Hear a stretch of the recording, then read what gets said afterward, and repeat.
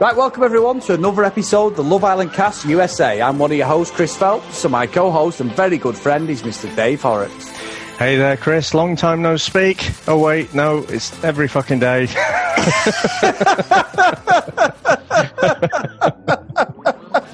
We've become the secret of our success. I think we need to start seeing other people, Chris. We're having more fucking conversations than ever with my own wife. I'm telling you. Hey, we're vibing, though. We're vibing, man. We are vibing. Yeah, we're vibing, Dave. I still think that's a shit word, but we're vibing. I hear it everywhere. And every TV show I've been watching, like we're watching another reality one at the moment. Two of the guys off Jersey Shore, which Jersey Shore is one of my ultimate reality shows, Dave, from like going back 12, 15 years. And it's made a comeback in the last 2 years. And Paulie D, who's a DJ now in Vegas, and Vinny, who's his best mate, they've got this dating show that's been on MTV. So I've been watching that, where basically it's like Love Island. A load of girls are put into a mansion. They both live there with them, and they've got to basically do games and tasks, and both the guys are after dates and that. And it's just like a dating show. We've been quite enjoying it, but they're all saying vibing. I heard Paulie D say it. Oh, I'm vibing. Yeah, we're vibing. And all the girls are saying it. So it must be something that you just say in America a lot, because I've never heard it in the UK. Well, I've worked quite a bit in America, and I've never heard it before, but I'm probably just not down with the kids, Chris. But don't be coming to me with that Jersey fucking Shore shit and asking, can we do a podcast on it? I don't know how the hell you have time. All these new people, it's like, oh, for God's sake, who's who now? Well, yeah, I mean, there's fucking loads of them, Dave. But I would like, if possible, can we talk about the absolute psycho killer that is Erik, one of the new guys that's coming? Because he is not fucking right. The way he's putting it on Kira, it's not single white female, it's single white male. I couldn't even think myself. I see what you did there, Chris. Yeah, it was terrible. That was terrible. You've been working on that all day. Hey, you were giving the narrator shit. No, yeah. He's got nothing on us. I'm telling you. But what do you think of him, Dave? Because I think he's a fucking nut job. Well, I mean, he, like all the blokes there, he's a tasty dish, isn't he? He's a good-looking bloke. He's got a jawline chiseled from granite. But there is something a bit uneasy about him. He does come across, he's so calm. He does have that kind of serial killer vibe. You know, if you go on a date with him, you know, and he starts playing the old classical music in the background, you should probably check the doors aren't locked, to be honest. You know, we saw it, and I thought when he had the date the other day with Caro, I thought he was just being super chilled and trying to make a super chilled impression. But no, it just seems to be him. And he's obviously, right at the end there, he's made a beeline for Kira. And again, though, it's this serial killer tone to his voice that just it makes me feel a little bit uneasy, to be honest. Yeah, it's weird because he started off okay. He started off with, has a word with Cashel and says, look, you know, he alluded to in the other episodes, I'm interested in Kira. You know, she's caught my eye. Fine, no problem. He then says to them, look, you know, Cashel, I'm interested. You know, I have a right to speak to and all this. And Cashel said, look, it's dog eat dog. It is cutthroat. You've got to treat every day like it's your last in here because basically you can be out. So that's fine. No problem. Cashel and him were perfect. He starts off with Kira. Great. No problem at all. They have a bit of a chat. Everything's fine. Then he appears from nowhere as she's trying to wash her hands after she's had a pee. And I'm thinking, and he goes, I'm just pretending to fold some of my clothes. I'm like, well, why have you gone that much into detail, you weirdo? And then he's just like, she's like, do you want to talk outside? But then he just keeps going, I don't want to be a dick with the guys, but I don't really care. And I'm thinking, well, you're either a dick or you don't care. You one or the other. And he just kept saying it, well, I know what I want. I know I was in a relationship for 7.5 years, and I'm thinking, yeah, and I bet we don't know where the fuck his partner is from 7.5 years either. Yeah, I mean, the way he creeps up there, and like you say, he's just folding clothes. The next one, I'm sure tomorrow it'll be. Yeah, I was just watching you sleep. I was stroking your face and your hair as you slept. I was just collecting up the stray bits of hair from your pillow. Yes, I'm sure he's a lovely bloke, but it just makes me nervous. Yeah, big time nervous, Dave. strange scenario. We'll find out, obviously, tomorrow's show how that goes. Now, anything else caught your eye in the house today? I've got to say, again, while we're in that kind of vicinity, I thought Yeaman made a bit of a dick move tonight, to be honest. I mean, Cairo was happy that she'd been chosen by Erik to go off on a date. And Yeaman decides to go across and basically say to her, well, actually, he was more interested in Kira, but, you know, kind of with her and Cashel, he didn't want to go there.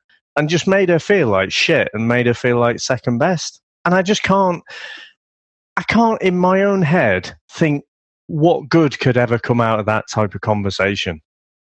No, and I think as well, it's going back to, say, the UK show that we do, there's a guy in that who's done it, Curtis, and just done it over the last 24 hours. It mirrors that a lot. I think they need to give Yeaman a copy of the UK Love Island to watch, how not to act, because what I don't understand is, Dave, it's like me and you, right?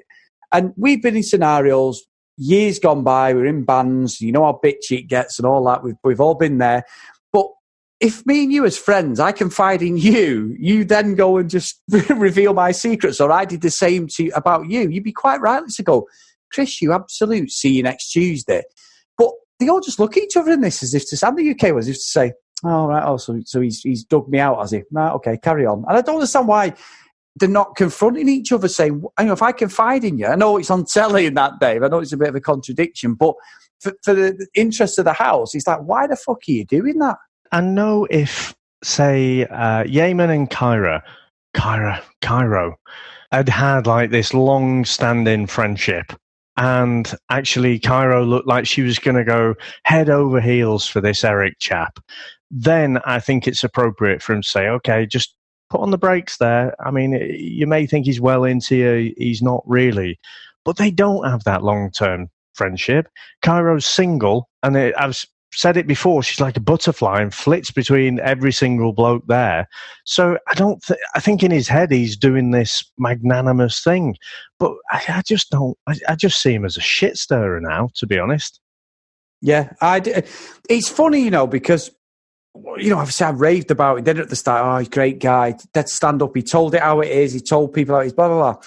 But then when he's talking to the camera now and he's doing things, I think he thinks he's a bit of a player, doesn't he? He's like, yeah, your boy's in here, your boy's doing this and all that. And I know it's a cultural thing, as in UK to US, the way they speak is totally different to us. But there's this sort of arrogance coming out on him. And I'm not sure what's happened or whether he's just been hiding it very well. But I'm not just saying it because you've said that. I thought that the last few episodes, he's got a bit of a dick side to him, which we've not seen, to be honest. And obviously, poor Alana got absolutely pied off by him, didn't she? So maybe he's just playing a game, Dave. Maybe. I mean, I thought in the diary room there, he did come off like a dick as well. And again, maybe that's a cultural thing.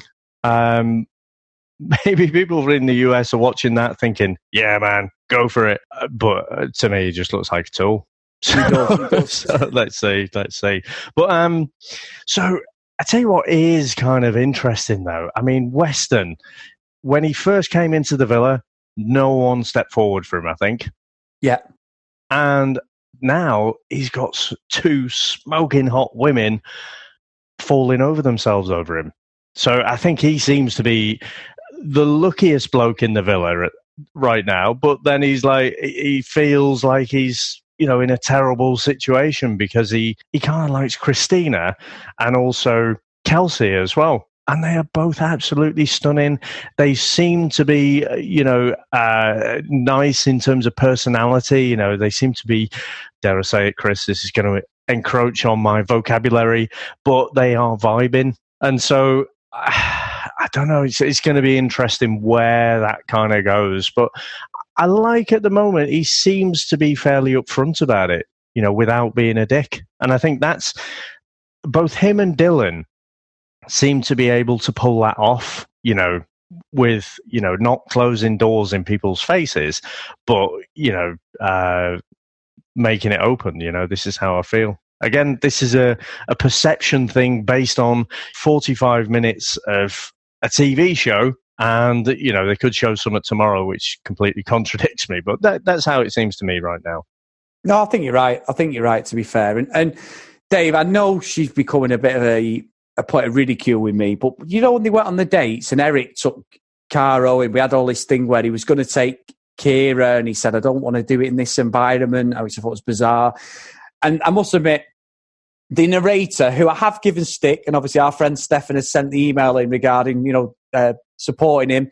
It was funny when he did say they're all in this sort of idyllic date, blah, blah, blah, 3 feet away from each other. And they're in a line, aren't they? He pans to each couple in a line. But Erik and Caro are there, and he's trying to explain to her about he's been in a relationship. And before he can even finish what he's saying, she's going, oh, that is amazing. Oh, my God. Oh, I love that. I love that. And she kept saying it. And I'm like, but you're saying it out of context. He's not finished his dialogue for you to even sort of pass judgment. Or I don't know if you picked up on that, but it was so fucking annoying. I'm thinking, wow, you've been so false. She started off dead strong by saying, look, I know you wanted to take Kira and stuff. And then she just, honestly, he must have said it 3 times, Dave, and before he could even finish what he was saying, and it wasn't even conscious, just going, oh, I love that. I love that. And I'm like, oh, my God, shut up. You just sound so false.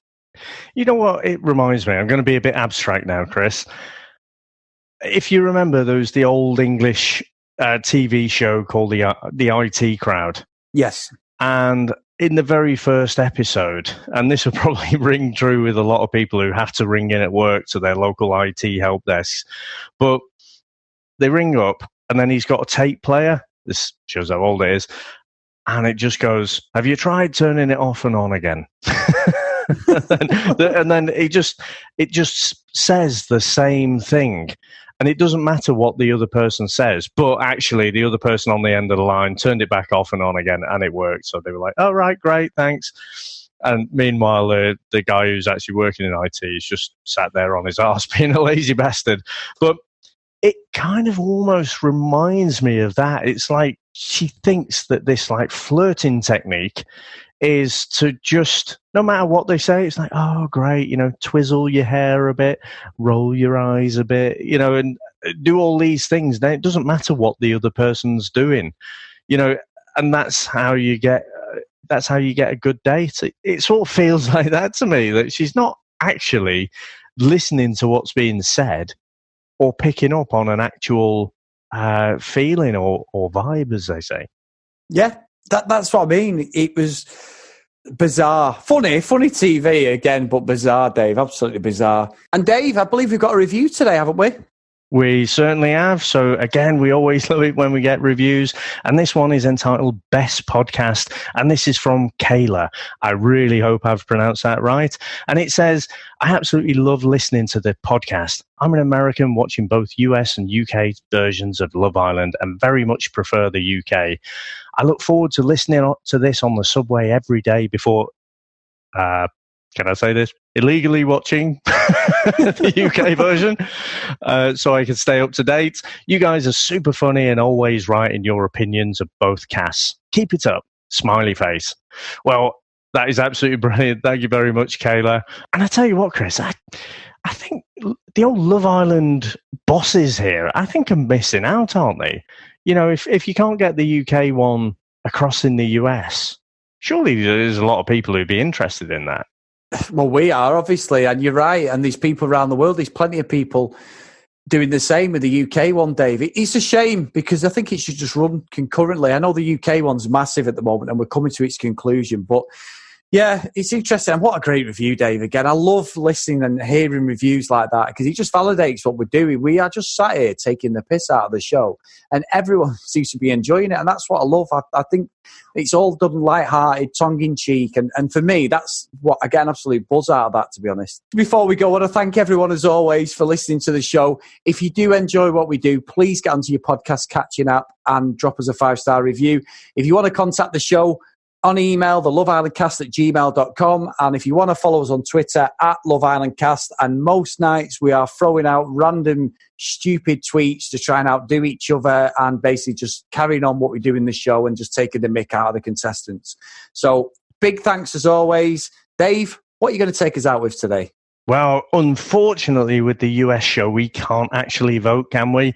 So it's up to the US public now. And I think tomorrow night it's going to be really interesting. So who are your favourite people? We've got 3 of the boys, 3 of the girls. They don't actually say, what are they going to do? Because sometimes on the show, they don't actually jettison them off the island or the villa.